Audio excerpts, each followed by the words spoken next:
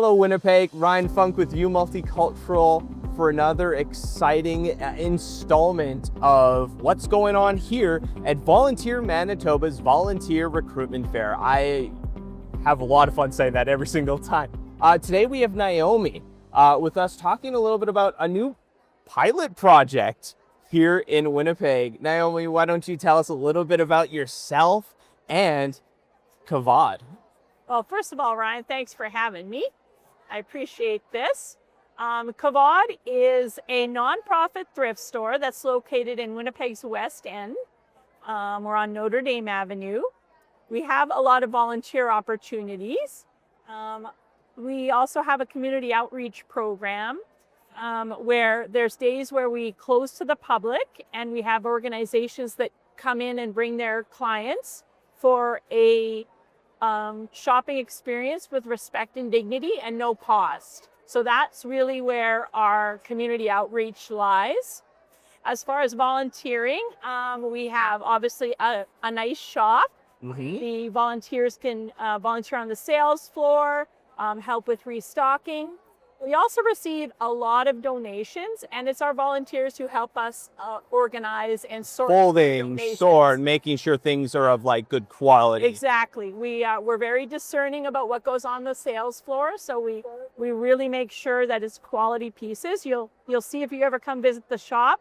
It's a really nice boutique feel. Kavod, that's a Hebrew word, correct? Yeah, it is. So we are actually operated by B'nai B'rith Canada, which is a humanitarian organization that's been operating in Canada for 150 years. Wow. Yeah, the oldest humanitarian organization in Canada. Just celebrated our 150. So Kavod is a pilot project that we started in Winnipeg. And if it is successful, we're hoping to have more locations across Canada. Knock on wood, right? Yeah, knock on wood. Absolutely. Well, that's really exciting. Yeah. So, clothing is incredibly important. It's how we express ourselves. It's how we keep warm in the winter, Absolutely. With winter on the way. And I think another important aspect of it is about that reclaiming items, giving them Yes. more life, because Yeah. sustainability is an incredibly important thing. It's a huge piece. So many clothes are just thrown away. It's so huge. Yeah, it's a real problem. Clothing in landfill, fast fashion. So reclaiming pieces, as you put it, we really feel like we do that. We're curating items, unique items, beautiful items. We have several displays in the store. We like to put on our social media. We are on Instagram and Facebook, just with different kinds of ideas of what you can use the items for. We have only been open a year. We're coming up on our 1-year anniversary in November. But we're hoping to, with this project, have a lot of other things going on in the community. Outreach. So kind of beyond clothing. Yes, workshops, things like that.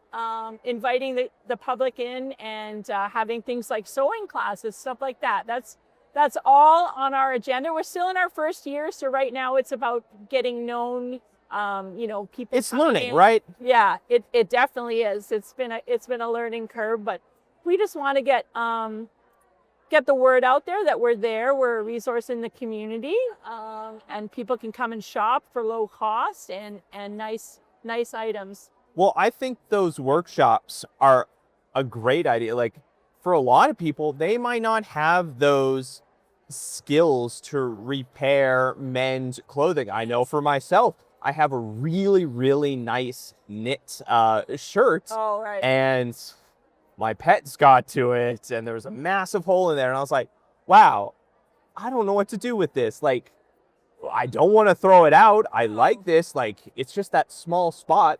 But, it did bother me. Luckily, I was able to find an individual here in Winnipeg that could mend it for me. It's amazing. Which I think is great because, I'm trying to be more cognizant of my clothes, trying to have them last longer or last as long as they can. That's what we're also hoping with the volunteer opportunities. If we have volunteers that have any sort of skill set that they bring to the table going forward, when we start planning these these workshops and these community involvement programs. You know, utilizing someone's knowledge, if someone knows how to sew or knit, and being able to like share that with them. Well, I guess that gives that opportunity for people to build those connections, build that community. They're sharing skills, then they're sharing stories, and it talks about those, you know, sustainability, making clothes last longer.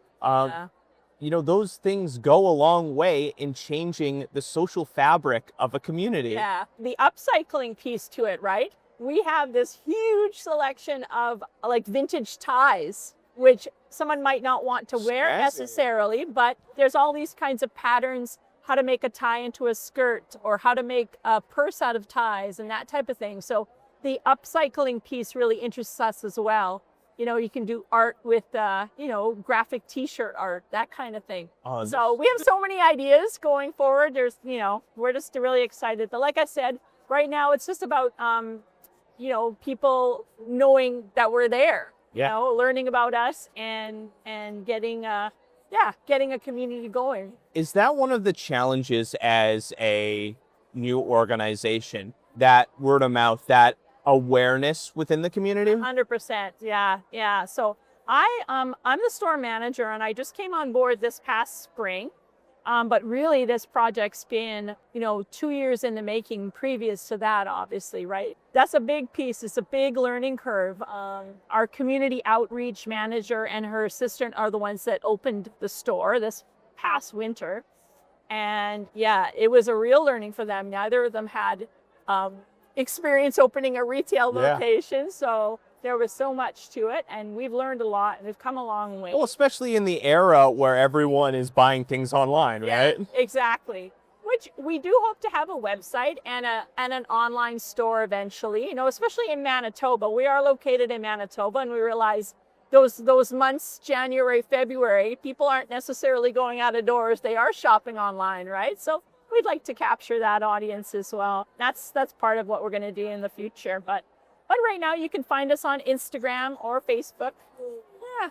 Awesome. Well, it sounds like this is a very promising organization, you know, and I guess opportunities like this, being here at the Volunteer Manitoba Volunteer Recruitment Fair. We've been on Volunteer Manitoba's website as a place to volunteer for the past year.